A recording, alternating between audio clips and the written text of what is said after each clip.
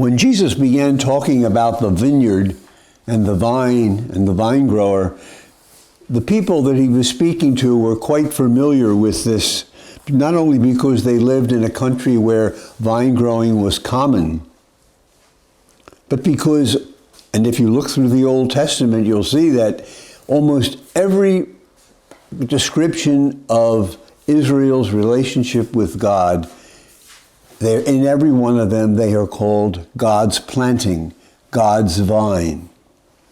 In Jesus' day, it was also true that on the front of the temple, in front of the holy place, there was a gigantic golden vine with clusters of golden grapes, reminding the people of their intimate relationship with God.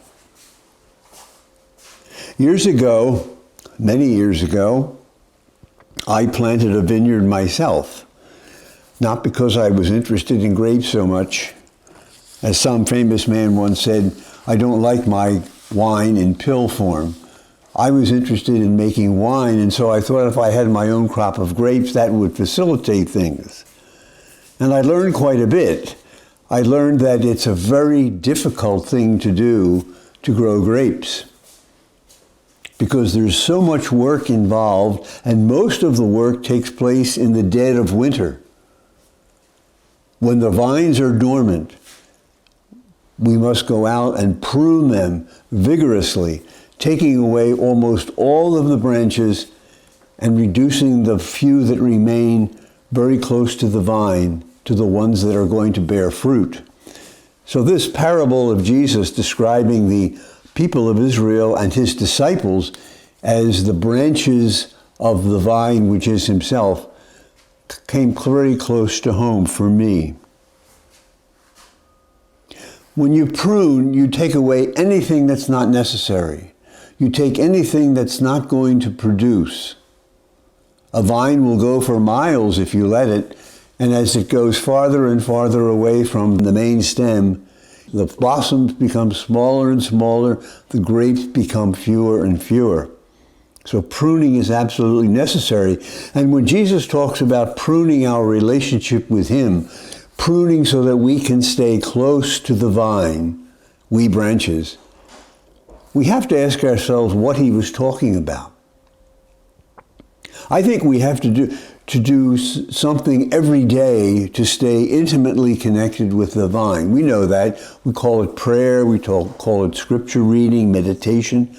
But we have to prune our daily schedule so that we can do that. Most of us can become so absorbed in many, many good things that we fail the moments of intimacy with the vine that is necessary to sustain Christ's life in us. We also have to prune away our fears, our hesitations, our prejudices, all those things that keep us away from the growth of Christ's life within us. Because we are in a process. We are in a process of growing more and more like Christ.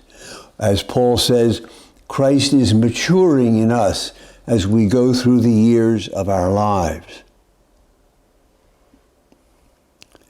Today is Easter Sunday in the Orthodox Church.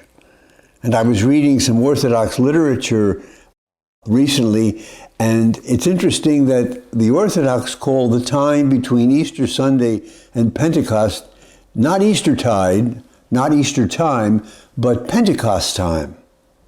And that probably is more accurate, because it was in these days between the resurrection and the ascension and the coming of the Spirit that Jesus was pouring his Spirit into the young church, into his disciples. And that is what he's doing with us, both in our prayer life, in our sacramental life, and in our living together as his disciples. The time between Easter and Pentecost is Pentecost time, the time of the Spirit. He is sharing his vitality with us as long as we have pruned away enough to be able to accept it. Branches may wither and be fruitless, but careful pruning keeps us close to the Lord, close to life, close to him who is to come again.